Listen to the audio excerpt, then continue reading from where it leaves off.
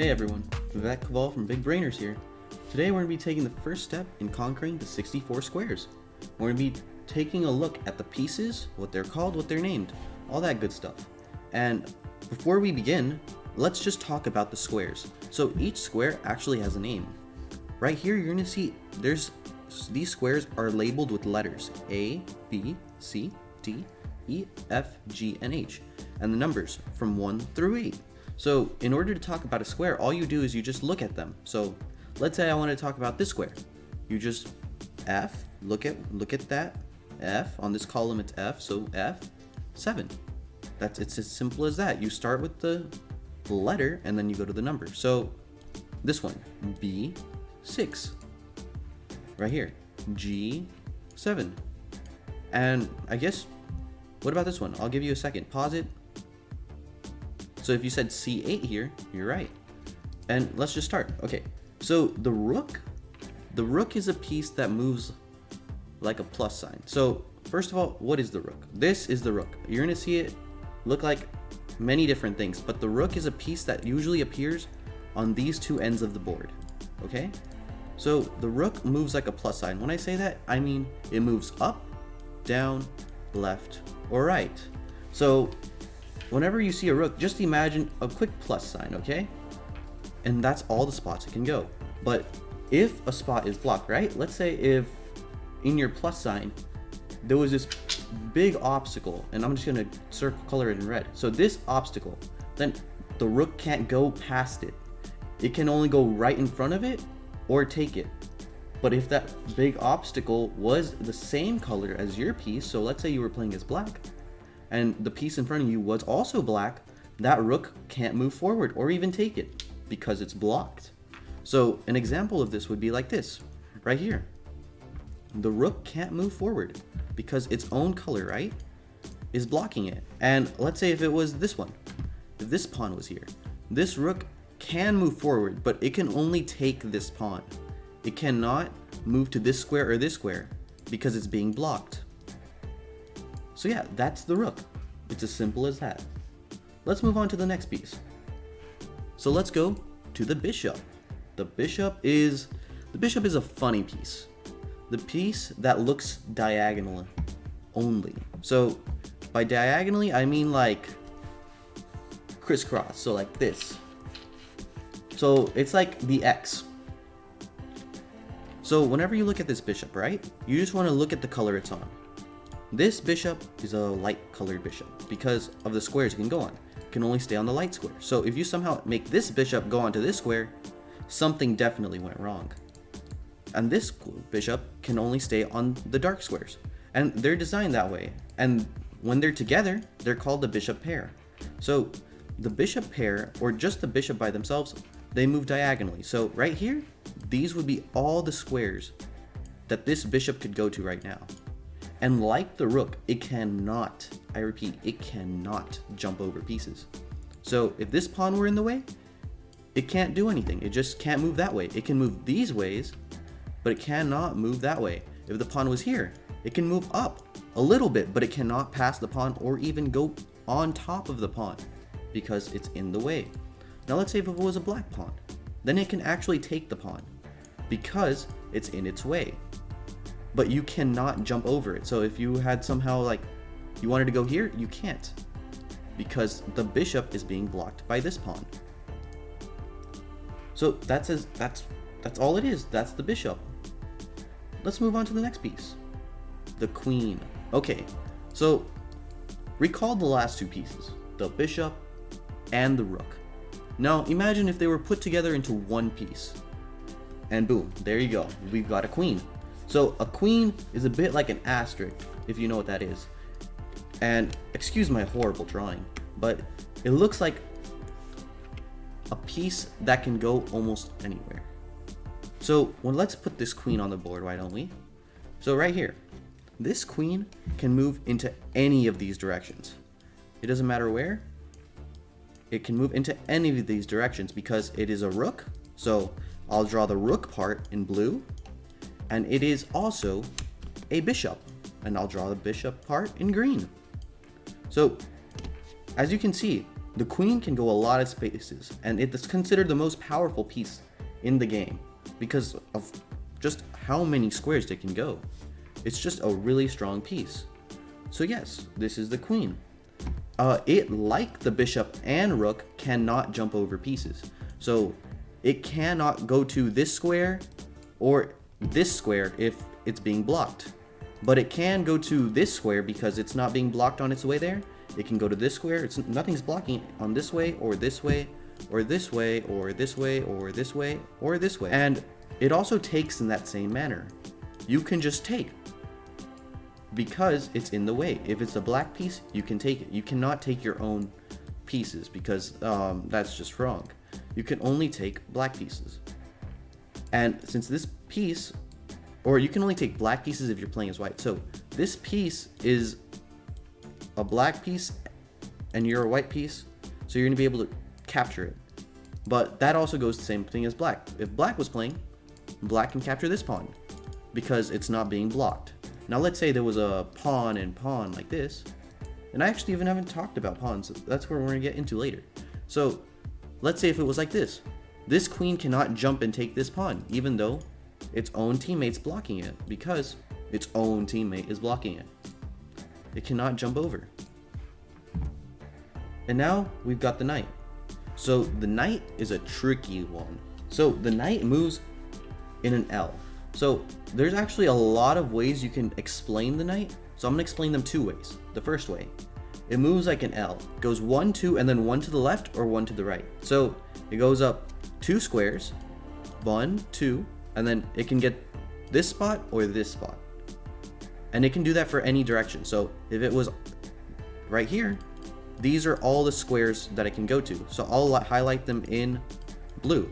So these are the 8 squares this knight can go to because it goes 2 in any of these directions and then it takes the right or left step. That's it. That's one way to look at it.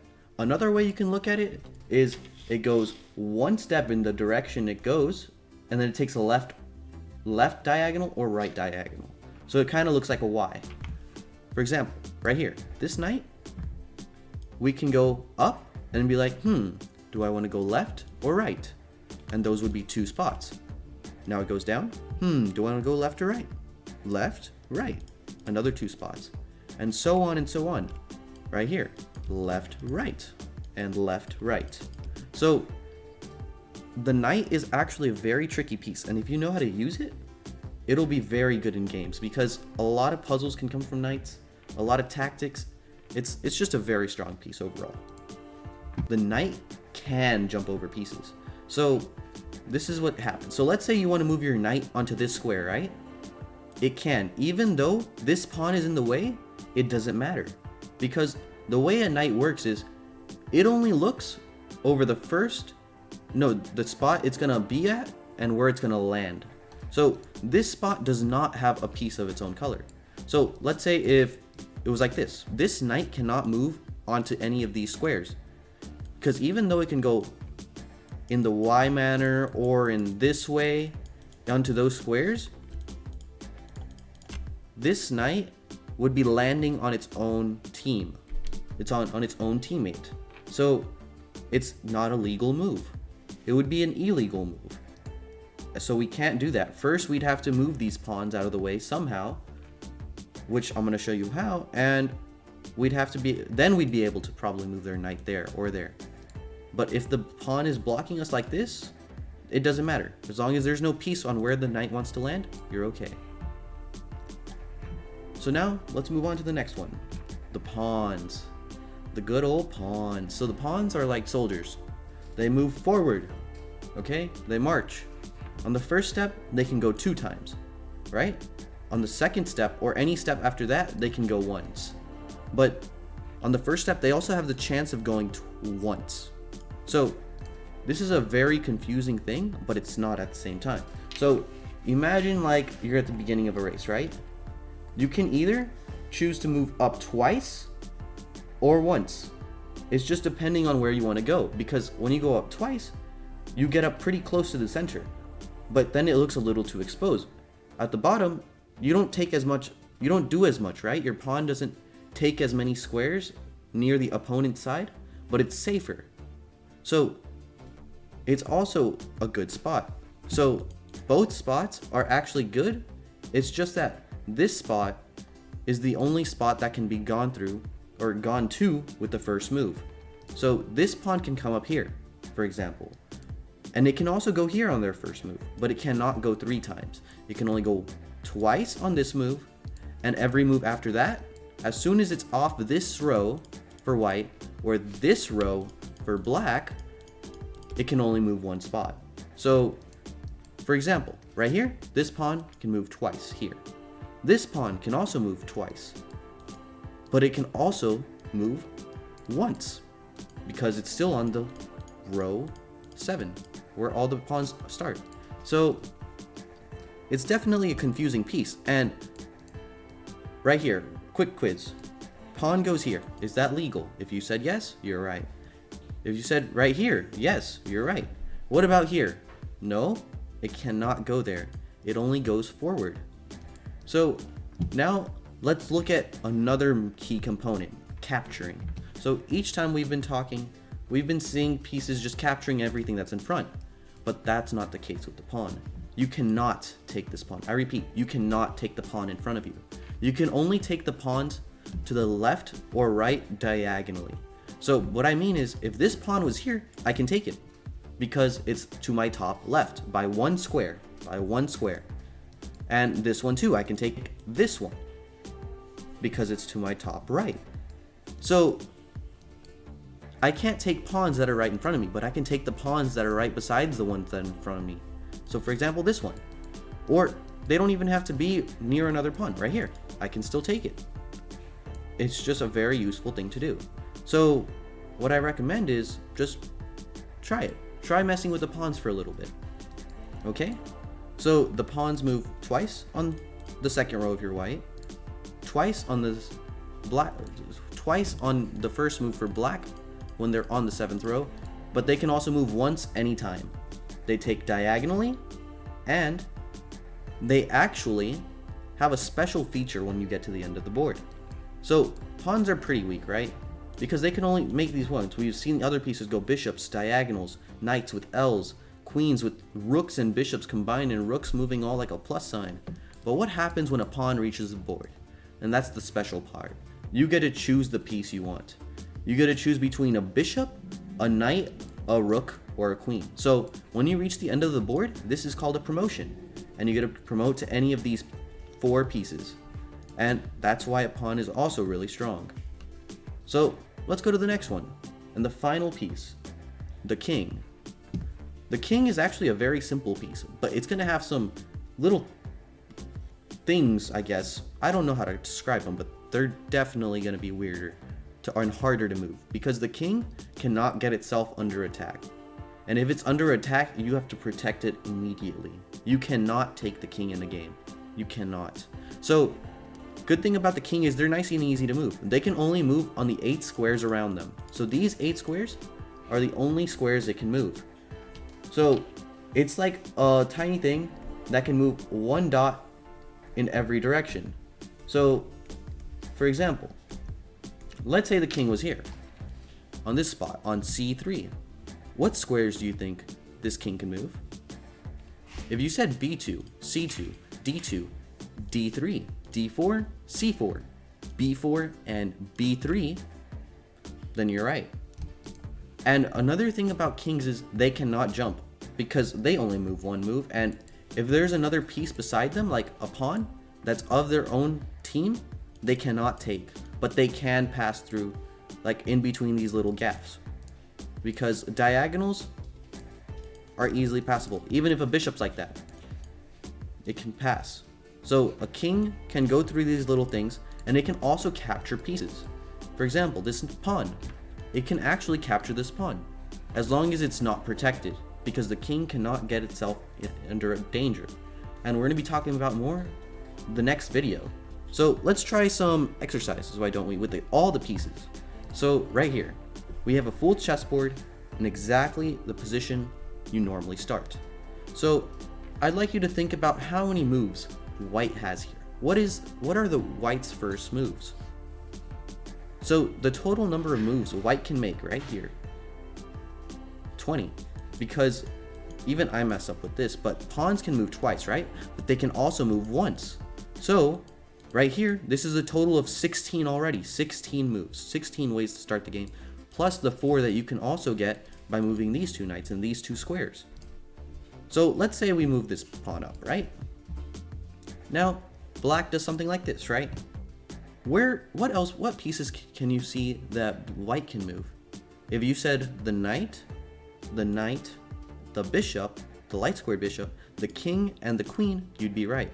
Because these pieces have diagonals and little tiny squares that they can go to. So this queen, for example, can go onto any of these squares.